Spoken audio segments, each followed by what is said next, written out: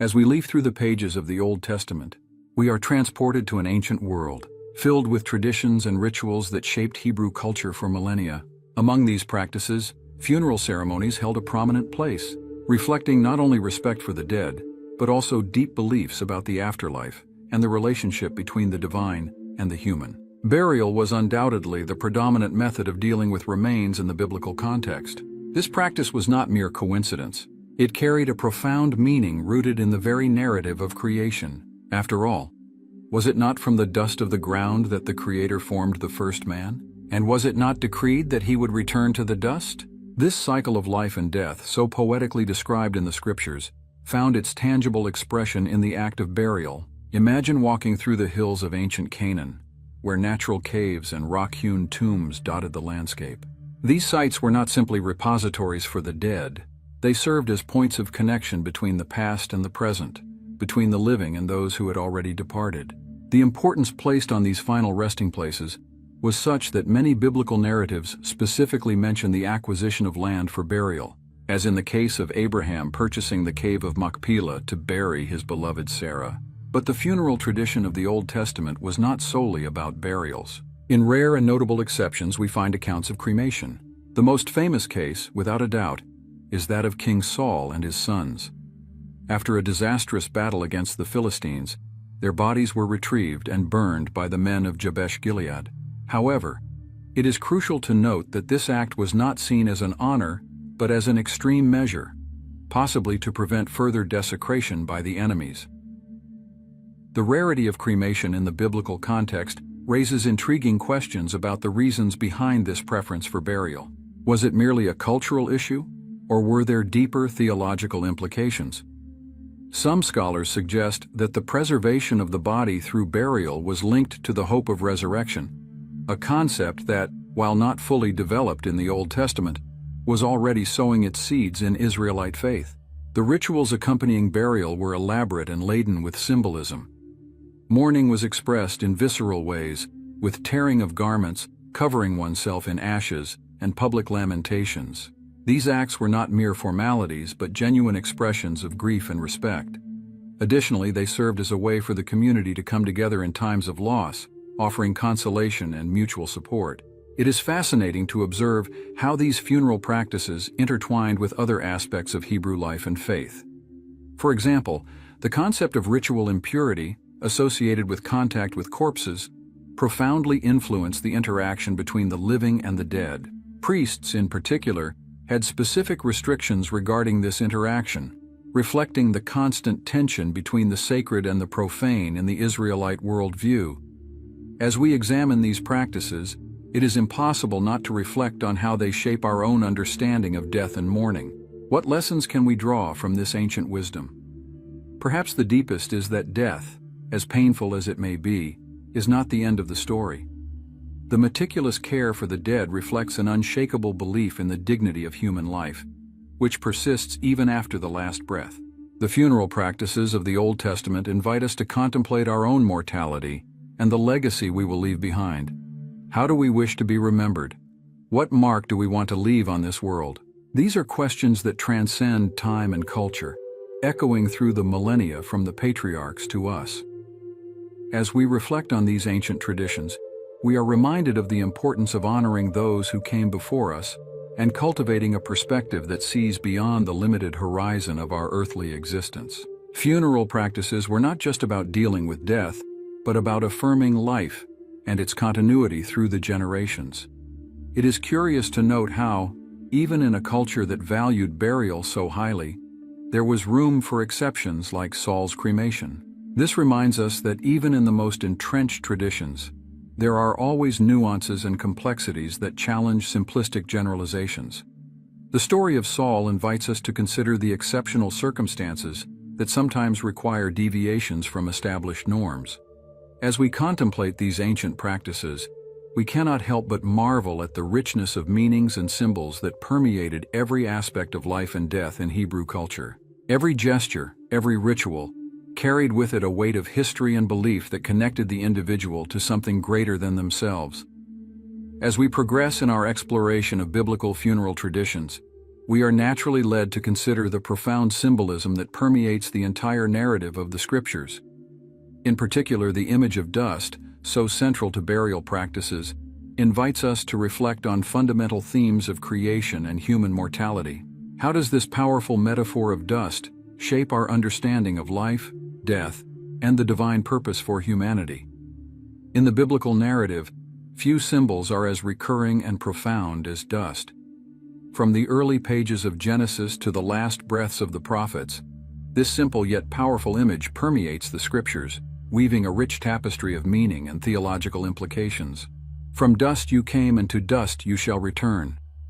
This emblematic phrase echoes through the millennia, capturing the essence of the human condition in its brevity and fragility. Imagine for a moment the arid plains of the ancient Near East, where the wind stirs clouds of fine dust, constantly reminding the inhabitants of the region of their intimate connection to the earth. It is in this setting that the creation narrative unfolds, with the Creator shaping the first man from the dust of the ground. What more vivid image could there be to illustrate the relationship between the divine and the human? The breath of life breathed into Adam's nostrils transforms lifeless dust into a living being, a powerful metaphor for the divine ability to create life from the seemingly lifeless. But the symbolism of dust is not limited to creation alone. It serves as a constant reminder of human mortality. When God pronounces judgment on Adam after the fall, the mention of returning to dust is not just a description of the physical process of decomposition, but a profound statement about the transient nature of human existence. It is an invitation to humility, a call to recognize our fundamental dependence on the Creator. Throughout the Scriptures, we find characters who embody this deep understanding of their own dust. Abraham, when interceding for Sodom and Gomorrah, declares himself dust and ashes before God. Job, in the midst of his suffering, laments being made from dust, only to return to it. These expressions are not mere exercises in false modesty, but genuine reflections on the nature of humanity in relation to the divine. The symbolism of dust invites us to a deep reflection on the value of life. If we are dust, what is the purpose of our ephemeral existence? This question has echoed in the hearts of philosophers and theologians throughout the centuries. The biblical answer is paradoxical. It is precisely our fragility that gives life its invaluable worth. Every moment becomes precious, every action significant, when viewed through the lens of our mortality. Consider for a moment how this understanding could transform our approach to daily life. What decisions would we make differently if we saw each day as a precious gift, knowing that one day we will return to dust? Perhaps we would find ourselves more inclined to forgive, more eager to learn, more willing to love unconditionally. The symbolism of dust also carries profound implications for the understanding of resurrection. If God was able to create life from dust once, why could He not do so again? This hope of renewal and recreation permeates the Scriptures, culminating in the glorious visions of a new creation in the prophetic and apocalyptic writings. It is fascinating to observe how cultures around the world have echoed this symbolism in their own traditions. From the ancient Egyptians, who viewed dust as an essential component in the preservation of the dead, to Hindu traditions of scattering the ashes of the deceased in sacred rivers, the connection between dust and mortality seems to be a universal constant. But returning to the biblical narrative, it is important to note that the symbolism of dust is not uniformly negative. Yes, it represents our mortality, but also our connection to the earth, our earthliness, so to speak. There is beauty in the idea that we are integral parts of God's creation, formed from the same elements that compose the mountains and valleys. This connection to the earth reminds us of our responsibility as stewards of creation. If we are dust, we are not separated from nature but intrinsically linked to it. How could we then not care for the world around us, knowing that we are made of the same material? The symbolism of dust also invites us to reflect on the fundamental equality of all humanity. Kings and servants, the rich and the poor, all share the same origin and destiny. This is a powerful message in a world often divided by superficial differences. As we contemplate the symbolism of dust, we are inevitably led to consider issues of legacy and impact. If our time on earth is limited, what mark do we want to leave? How can we transcend our ephemeral nature and contribute to something that endures beyond our brief existence. It is interesting to note how the concept of dust in creation and death intertwines with the funeral practices we discussed earlier. The act of burying the dead can be seen as an affirmation of this cycle, a literal return to the dust of the earth. At the same time, the hope of resurrection suggests that this return to dust is not the end of the story. As we reflect on these profound questions of life, death, and purpose, we cannot help but marvel at the richness of meaning contained in something as simple as dust. It is a testament to the genius of the biblical narrative, which uses everyday images to convey eternal truths. As we conclude our exploration of the symbolism of dust, we are naturally led to consider how these ancient ideas translate into the context of the New Testament. How do the coming of Christ and the message of the gospel interact with these fundamental conceptions of creation, mortality, and resurrection? What new perspectives emerge when we look at dust through the lenses of grace and redemption? As we turn the pages of the New Testament, we are transported to a world in transformation, where ancient Jewish traditions meet a new reality brought by the life, death, and resurrection of Jesus Christ. In this dynamic context, issues related to death and funeral practices gain new nuances and interpretations, often in subtle and indirect ways. It is noteworthy that the New Testament maintains an almost absolute silence on the specific issue of cremation. This silence, far from being insignificant, invites us to a deeper reflection on the priorities and emphases of the early Christian message. Were the first followers of Jesus so focused on the urgency of the evangelistic mission that questions about funeral methods became secondary? Despite this direct silence, the New Testament is by no means lacking when it comes to addressing death and what comes after. In fact, we find a powerful and recurring emphasis on the doctrine of the resurrection of the body. This emphasis not only echoes the hopes already present in late Judaism, but amplifies and reinterprets them in light of the central event of the Christian faith, the resurrection of Jesus Christ. Paul, in his first letter to the Corinthians, dedicates an entire chapter, 1 Corinthians 15, to the question of resurrection. He argues vehemently against those who denied the possibility of a bodily resurrection, insisting that the Christian hope is intrinsically linked to the reality of resurrected bodies. If there is no resurrection of the dead, he argues, then Christ has not been raised. This direct connection between Christ's resurrection and the future hope of believers becomes a central pillar of early Christian theology. But what kind of body is this that is resurrected? Paul uses the fascinating metaphor of a seed that is planted in the ground. What you sow does not come to life unless it dies, he writes. This image evokes both continuity and transformation. The resurrected body, Paul suggests, will be both recognizable and radically transformed, sown in weakness, raised in power. It is interesting to note how this metaphor of the planted seed aligns with traditional burial practices. Could this be an indirect affirmation of these practices? Or is it simply a powerful image to communicate a spiritual truth, independent of specific funeral methods? The Gospels, in turn, offer us intriguing glimpses of the resurrected body of Jesus. He is described as being able to pass through closed doors, still bearing the marks of crucifixion, but also capable of eating and being touched. These descriptions challenge our usual categories and invite us to expand our understanding of what it means to have a glorified body. The emphasis on bodily resurrection in the New Testament raises fascinating questions about the nature of human identity. Are we more than our minds or souls? The early Christian perspective seems to insist that our full humanity includes our corporeality, a view that has profound implications not only for our expectations about the afterlife, but also for how we live and value our bodies in the present. This valuation of the physical body in the context of resurrection interestingly contrasts with some philosophical currents contemporary to the New Testament, which tended to see the body as a prison of the soul. The Christian message, on the other hand, affirms the value of the body, viewing it not as something to be discarded, but as something to be redeemed and transformed. At the same time, we find in the New Testament a healthy tension between the affirmation of the body and the recognition of its temporality. Paul speaks of our current earthly tent, in contrast to the eternal building in the heavens that awaits us. This language suggests both continuity and discontinuity between our present and future existence. It is fascinating to observe how these New Testament perspectives on the body and resurrection have influenced Christian practices and attitudes toward death throughout the centuries.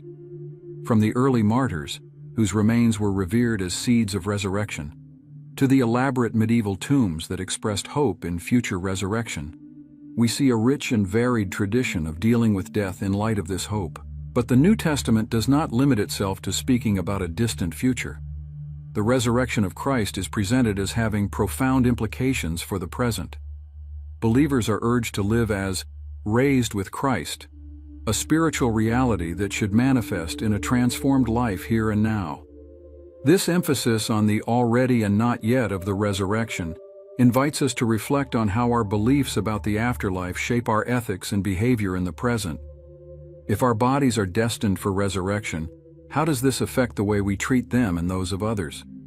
What implications does this have for issues of social justice, healthcare, and human dignity? It is important to note that despite the emphasis on bodily resurrection, the New Testament maintains a delicate balance, avoiding excessive speculation about the exact details of the afterlife.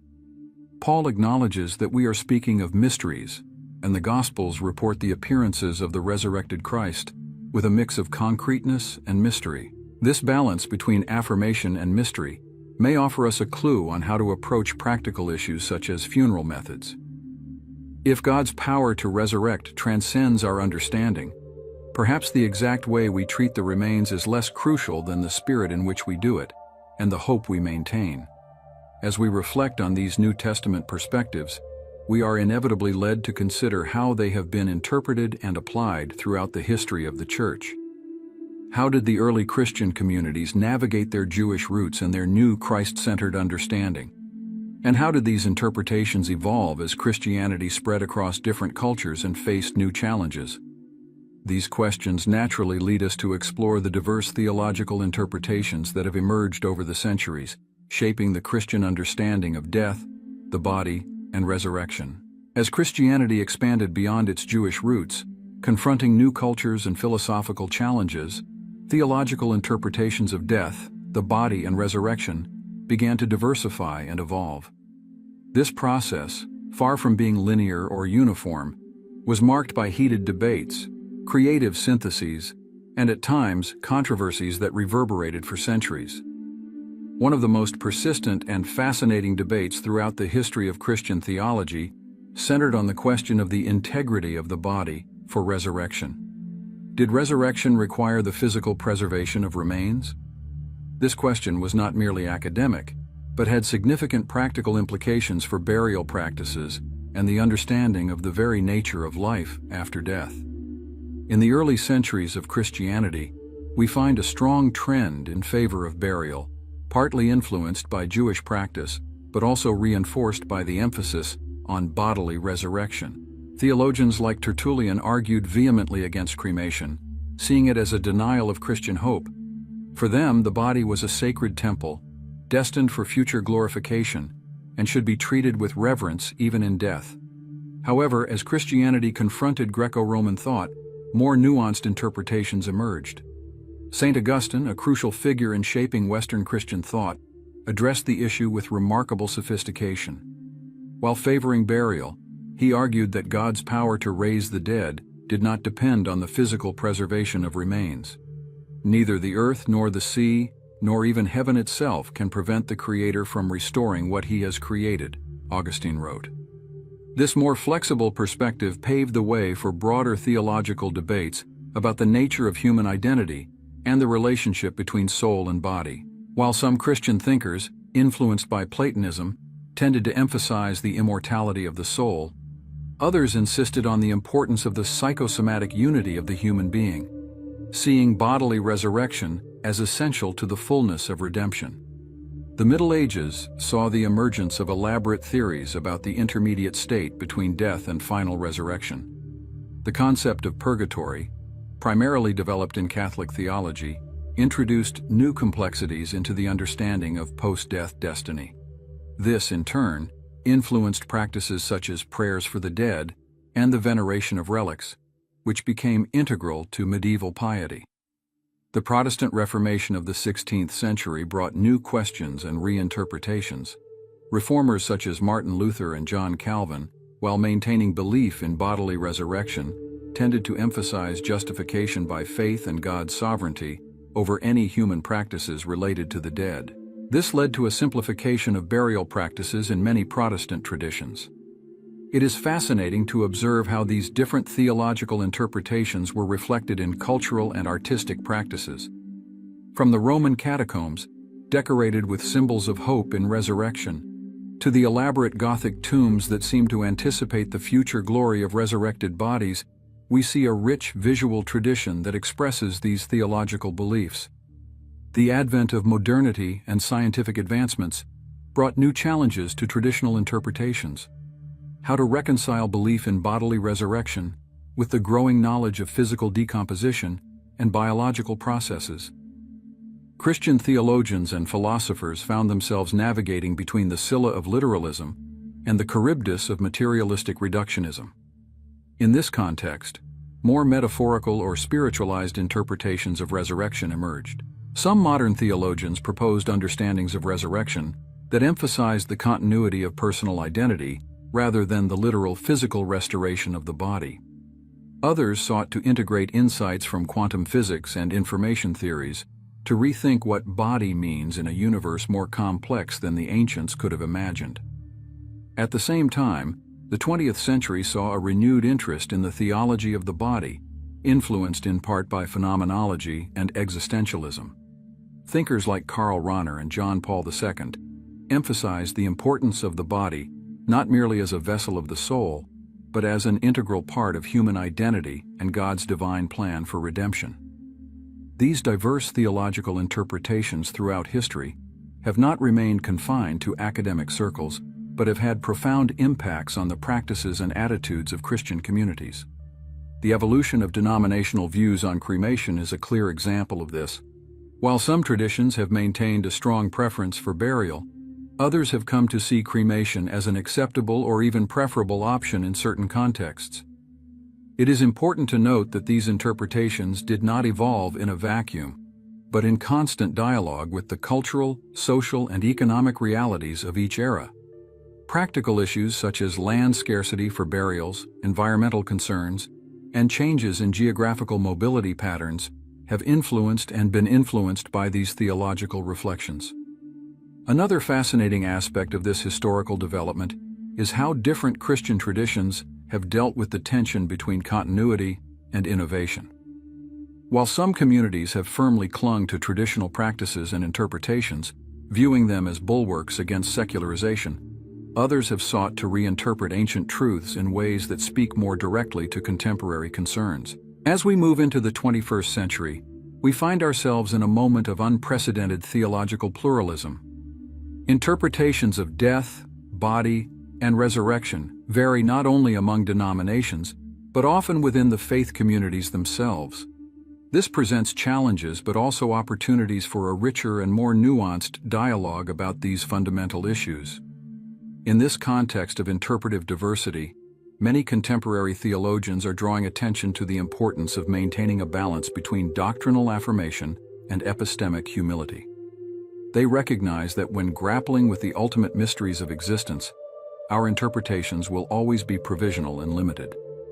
As we reflect on this rich history of theological interpretations, we are reminded of the complexity and depth of Christian thought regarding death and the afterlife.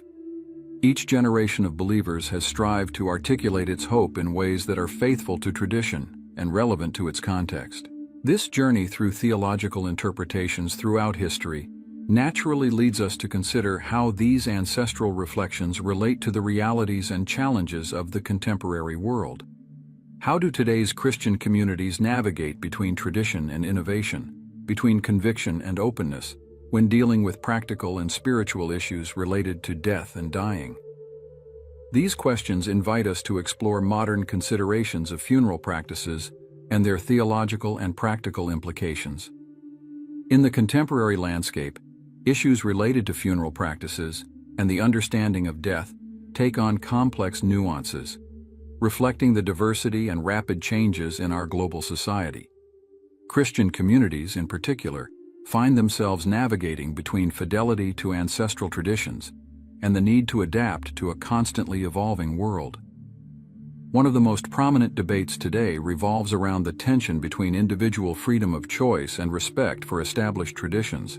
In an era that greatly values personal autonomy, many argue that the decision on how to deal with remains should primarily be left to the individual or family. This argument often hinges on the idea that funeral practices are a personal expression of faith and memory, not necessarily bound to specific doctrines. On the other hand, there are those who emphasize the importance of communal traditions and the collective testimony of faith. They argue that our choices about death and burial affect not only ourselves, but also our faith community and future generations. From this perspective, maintaining traditional practices such as burial can be seen as a way to affirm continuity with the past and hope for the future promised by God. Contemporary practical and cultural aspects also exert significant influence in this debate. Growing urbanization and the consequent scarcity of space for cemeteries in many areas have led to greater acceptance of cremation, even in traditions that historically rejected it. Additionally, environmental concerns have driven the search for more sustainable alternatives, such as eco-friendly burials or accelerated decomposition processes. It is fascinating to observe how technology is shaping new ways to deal with death and memory. Virtual memorials, streaming services for funerals, and even digital preservation of memories are becoming increasingly common. These innovations raise intriguing questions about the nature of presence and absence, challenging our traditional conceptions of mourning and remembrance. Globalization and the growing religious diversity in many societies also present new challenges and opportunities. Christian communities often find themselves engaging in dialogue with the funeral traditions of other cultures and religions, seeking a balance between maintaining their distinctive identity and respecting diversity. This intercultural dialogue has the potential to enrich our understanding of death and mourning, revealing perspectives that may complement or challenge established traditions. A crucial aspect of modern considerations is the growing awareness of the importance of healthy mourning and community support for the bereaved. Many churches are rethinking their pastoral approaches to grief, recognizing that the process of loss is complex and individualized. There is a growing trend to integrate insights from psychology and social sciences into pastoral care practices, seeking to offer more holistic support to those facing the loss of loved ones. The economic issue cannot be overlooked in contemporary discussions about funeral practices. The high cost of traditional funerals has led many to seek more affordable alternatives. This raises important questions about how to balance the desire to honor the dead with practical and financial considerations, especially in economically challenged communities. The COVID-19 pandemic brought these issues to the forefront in an unprecedented way. Restrictions imposed on traditional funerals and mourning rituals forced a rapid reevaluation of long-established practices. Many communities found themselves adopting creative solutions, such as virtual services or small group ceremonies, raising questions about what is truly essential in our funeral practices. A particularly interesting debate in the context of modern Christianity is how to balance the affirmation of hope in the resurrection with the recognition of the intrinsic value of the physical body. Some voices argue that an excessive emphasis on the afterlife can lead to a devaluation of the physical body and earthly realities. Others counter that it is precisely the hope in the resurrection that allows us to fully value the body, seeing it as destined for redemption and glorification. Bioethics and medical advancements also introduce new complexities into the debate about death and funeral practices. Questions about the timing of death, organ donation, and the limits of end-of-life care intertwine with theological considerations about the sanctity of life and the dignity of the human body. It is important to note that even in the face of these multiple modern considerations, many Christian communities continue to find profound meaning and comfort in traditional practices. The act of preparing the body for burial, prayer vigils, farewell rituals, these elements continue to play an important role in expressing faith and the grieving process for many believers. At the same time, there is a growing recognition that the diversity of practices within the Christian tradition itself can be a source of richness, not division. Many churches are adopting a more flexible approach, recognizing that different individuals and families may have varied needs and preferences when it comes to honoring their dead. A notable trend in contemporary discussions is the emphasis on the good death.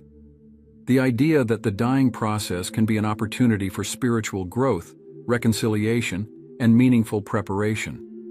This has led to a renewed interest in practices such as the anointing of the sick or end-of-life blessings, viewed not only as sacramental rites, but as moments of profound pastoral and spiritual significance.